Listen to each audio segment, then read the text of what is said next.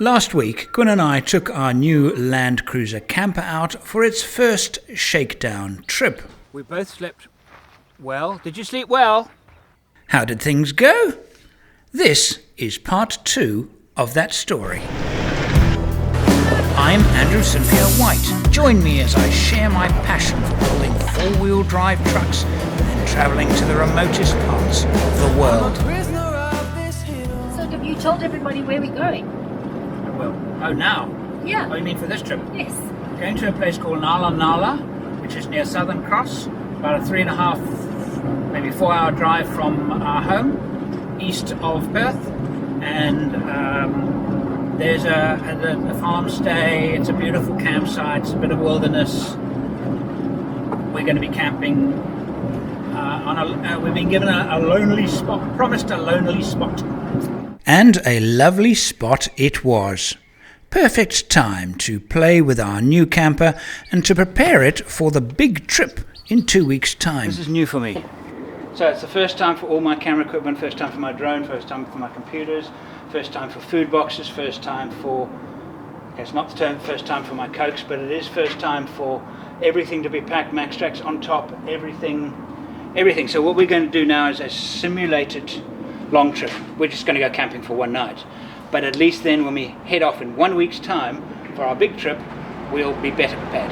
We're going to take some of the extra bags and things with us because we don't know how things are going to be organised over the next day. So The dog and cat are so miserable. So that's not working in the fridge at the moment. I'm going to just change it. Perfect. A proper coffee machine. Okay, you get one of these pods, take any one, that'll do. Put it in there. I've been extremely indulgent with the equipment that I've fitted in the camper. Sufficient current, for example, to run a proper coffee machine. And it doesn't stop there. Can you hear the inverter? It's like a Saturday morning at Gatwick, with all the Airbuses warming up their engines before they send it down the runway. You know, I've actually started editing a video called Have I Gone Soft? I'm going to release that quite soon.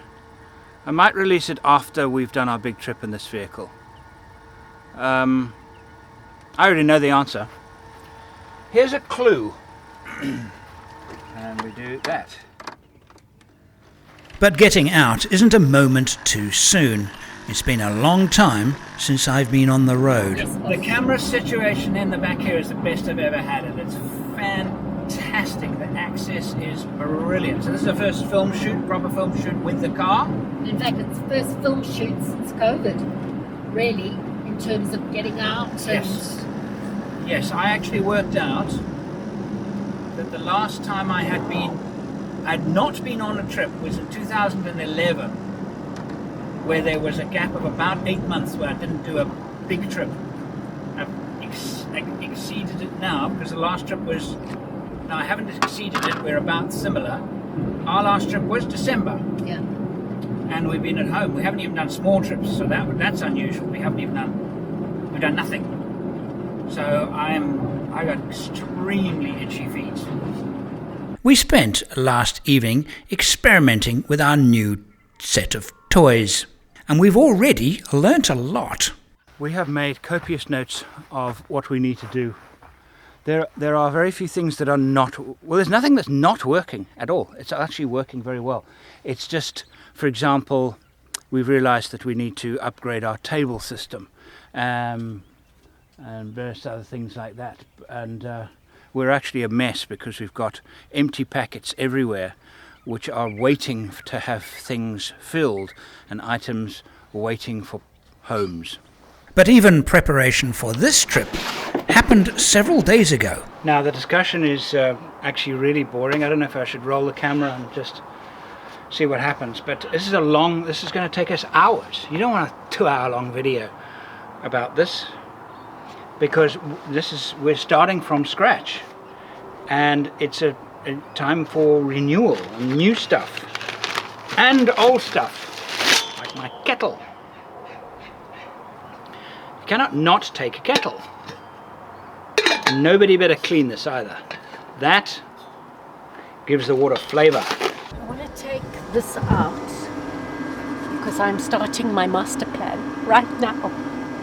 Oh, and I heard you ask if we're becoming soft. Gwynny is now going to give us a lesson on the secrets of a good camp setup. Stand close to the camera and go for it. Come on. You've set me up. Now it's all Come on. Well, okay, so now we arrive, right? Yes, we arrive. This is what was going through my brainstorm during the middle of the night, because yesterday obviously didn't really work terribly well. We were Why trying are to you find... so short? I can see the trees over your head. Look at those beautiful trees. I can see them perfectly with nothing in the way. Okay, so now the secret of a camp is that accessibility, quickness. For me personally, some people go away to camp. The whole trip is about they want to camp. I don't want to camp. I want a place to stay comfortably while I enjoy what's out there. So the quicker I can get the camping out the way, the happier I am. So that's my caveat.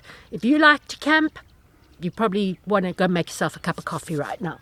Okay, so when we arrive, the first thing we're going to do, open up. move the camera. You arrive at the camp, pull open the door. Yep. The chairs are right here. We Chairs pull them out. Chairs out. Chairs out. They're loose. They're not Yes. tied down. They're not. They're in their bags, so if they move about a bit, can't damage anything. Camp toilet. Camp toilet. Yes, I've got a severed knee. I ruptured a tendon, my ACL, last year. And I never bothered to have it operated on or anything like that. So, but I'm conscious of my knee. And squatting with Okay, an we won't ACL, go no there more we go. detail. Now, okay. Camp toilet, out. So the camp toilet is in there, next to the fridge, easy access. Yes. I will be doing a video on this little product called a clean waste portable toilet. It's brilliant. It's my choice of doing things in the bush.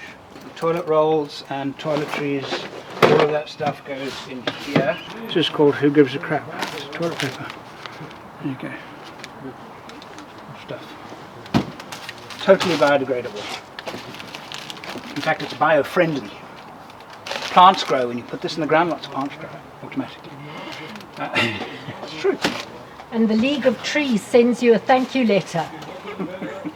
Table. Table. So we're going to do a table. We're going to modify Actually, the table. we said we're going to put under the... I did a thing about tables. I want to ask camp table makers a question. Why would you make it this high? Well, the obvious answer is so that I can sit at on my camp chair and have a meal. That is the only thing they're good for. This height is the least useful height, because how many campers do you know sit at a table and eat?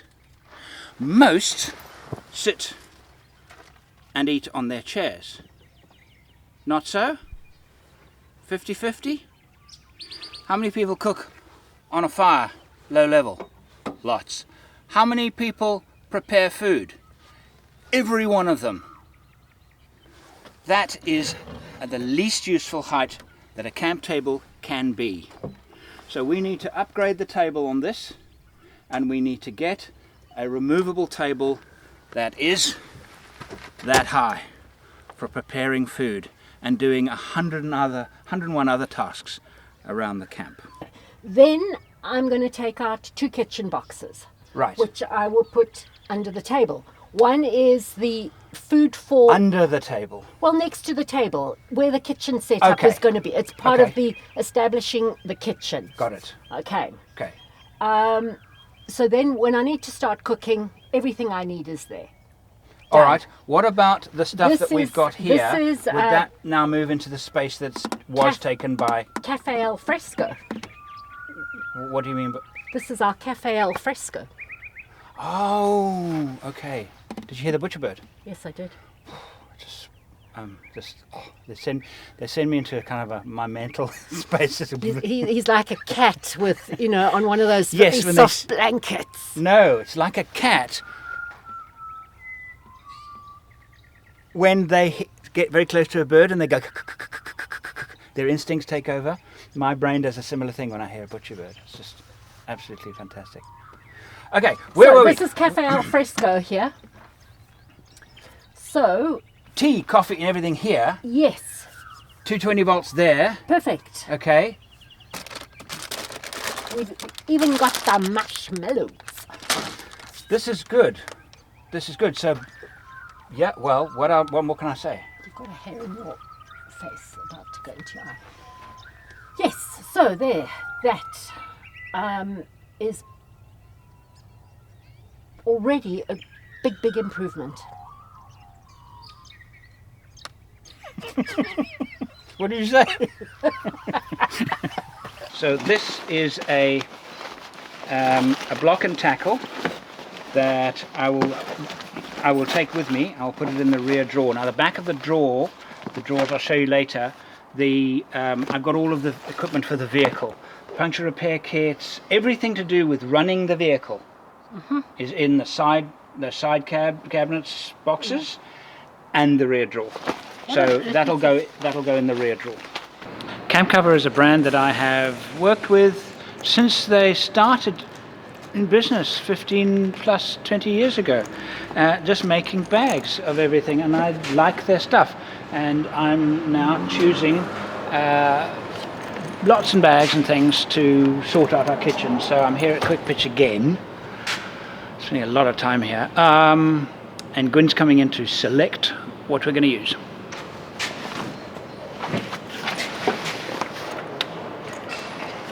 The stuff that you use here really is when you stop for lunch and you're just wanting to, make a roll. But this is your kitchen. Yeah. But the stuff that we have to have easily accessible is the stop for lunch. Yes. Everything else is going to go into Boxes. the box. Okay. And that will be the box under the table, which is part of the kitchen. So, because yesterday I found that there was just so much in here, and you're constantly fighting bags and things to try and get what you wanting. It's not that good at the moment. There's a lot of refinement Needed. A few too many bags. Yes. So, the saying, happy wife? Happy wife broke. Whereas if we got some of this stuff out, this is cooking stuff. It doesn't need to be in here. This needs to be in a box. Really? Yeah. The only thing that I would have here, sadly, we can't find a place. I'm sure if Andrew really set his mind to it, he could find a place to hang this. But I'll make a proper plan. I will make a proper plan. I don't know what. Don't worry, I will make a proper plan. They're the MSR pots. And they are... Oh, cool. Whoops. So there are two of them. And then you use the... like that. Oops, sorry, it's the wrong way around. Like that and like that. Okay. So is that enough? I think it's enough. There's no back of the truck anymore where you could just tote things and really irritate Andrew. So no, not allowed to irritate me. No, Right, and so in the back of the truck you can just chuck things in, and I know you'd come along and get and you'd sort it out and put it away. There's nowhere like that now. I'm going to have to find this. So portable water. We need at least 10 litres of portable water. We need to be able to get to it easily, so it actually has to go into the cab. Can't go into the camper. Why don't we put it on my... It cannot go into the camper. Where Belly is, where the first aid kit is. It's a logical place for it. It's emergency water, so if you ever have a situation where you have to get out of the vehicle really quickly, you need to be able to... I've got a bag, which I know where it goes, and 10 litres of water, so you can just grab them and go. If you had a fire or something, it was really probably the only thing I can think of. But if you had to abandon the vehicle for some reason and take care of yourself in an emergency situation. And I want to try and find a... Love it. Fantastic. I was lying in bed thinking about all the things I'm going to make in it for us. So I'm going to go hunting for... This is the original Travel Buddy, not that copy that's $10 less and made somewhere else. This is an Australian product made by an Australian family, and it's fantastic. Spend the extra $10 and support your country. Yes, now after that... Right, now back to work. So I'm going to go and find a baking tray. I know you said you looked for a pan to fit in there and you couldn't find one, but... Go looking. I battled. Go looking. Just take this to the shop and measure that, and take that to the shop. And I will find something for making bread. Yeah. We can get the bread in the morning. Yeah. And when we stop for lunch, we'll have fresh bread. Well, like we did with the pizzas. Actually, although the Bluetooth was a pain, we'll get past that. We'll try and get it to work a bit better. And so as we pull out in the morning, we put before we leave the camp, we put the bread in, and when we stop for lunch at midday, we'll have his face. It's such a good idea. It's like such a nice idea. Your face. Yeah, it's such a wonderful idea to be able to do that. And I have to say something that what I've noticed is that the red arc panels are really good, and the way you measure a panel on how good it is not so much how much it can give current it can produce during optimum conditions. It's when the sun is low and the light is low, and these panels really work well in those conditions, which to me is a sign of a quality panel. So here I'm getting 4.8 amps. That's the consumption currently being used. Fridge is spinning and a few other things. Input is 5.8 amps from the solar panels, so we're getting a net of 1 amps into the battery. And you can see here that much current into the battery, and it isn't sunny, and the sun is oblique, and that's impressive in anybody's language when it comes to a solar panel delivering in marginal conditions. I'm thinking more about powering this. The solar system is so efficient that actually it might just be able to sustain itself completely. So when you're driving, most of the time it's sunny, okay, so you're getting a charge. So I'm going to put in a system where I'm not relying on the car at all. But if circumstances require, I can flick a switch and charge it from the engine.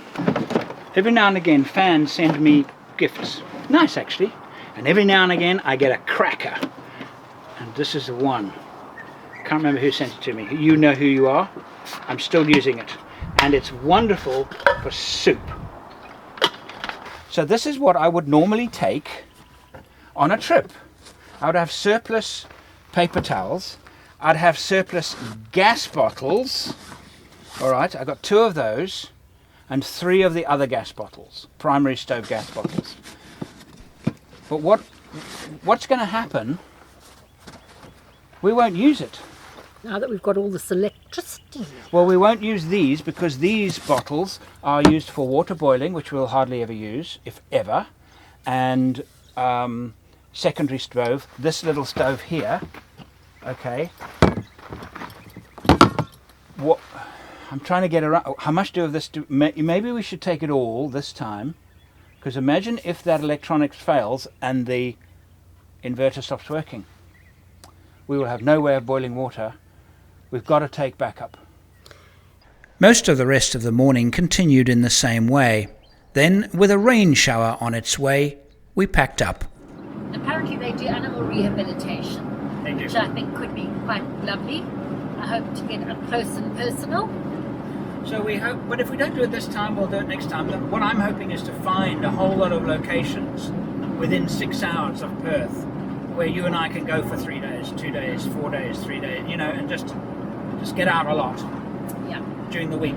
Spend our weekends at home, spend our weeks exploring. They're just a little bit cute.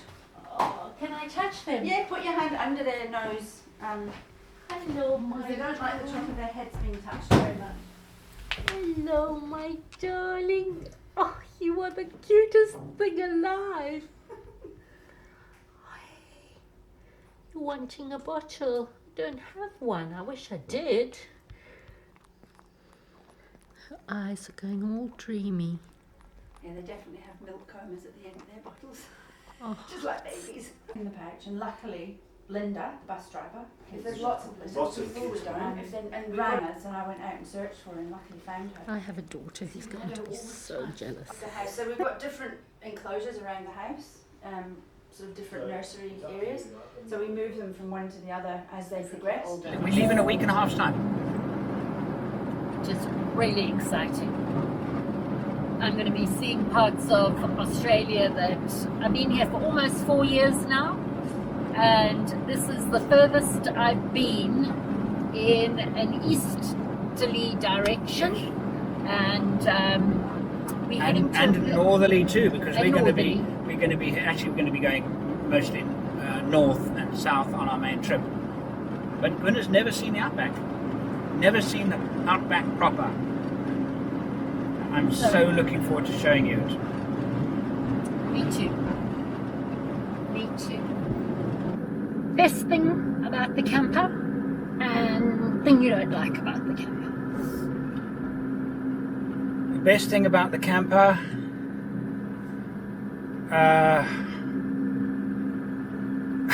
actually it's not about the camper. It's actually about the fact that I can access my cameras and everything, charge batteries and everything, so effortlessly just by opening this back door. Everything is there. Now I know a lot Which is the result of changing the format from van to ute camper. A lot of people commented when they saw that you took the back seats out. They were saying, oh, what's the point of buying a double cab if you're going to take the back seats out, etc., etc. Do you want to... There was a very good reason for taking the back seats out. Exactly. That was the reason. It's not a four-seater. Why have back seats if it's not a four-seater? But you needed the double cab because you needed that space. Yes. Access to camera equipment on the troop carrier was the one thing about the troop carrier that was a big compromise for me. Access to camera equipment was a bit tricky. Not terrible, but a bit tricky. Not nearly as bad as a single cab where it's just terrible. But not great with a troop carrier. It's great. Best part about the camper? Okay, so worst part about the camper. The worst part is worst part. Exactly. Exactly. That is my point. She is fabulous. That really works well. Worst part about the camper.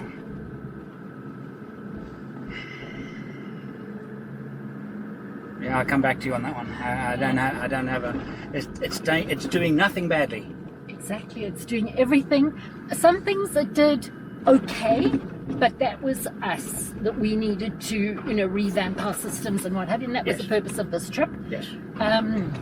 But it's fabulous. It's really splendid. It is.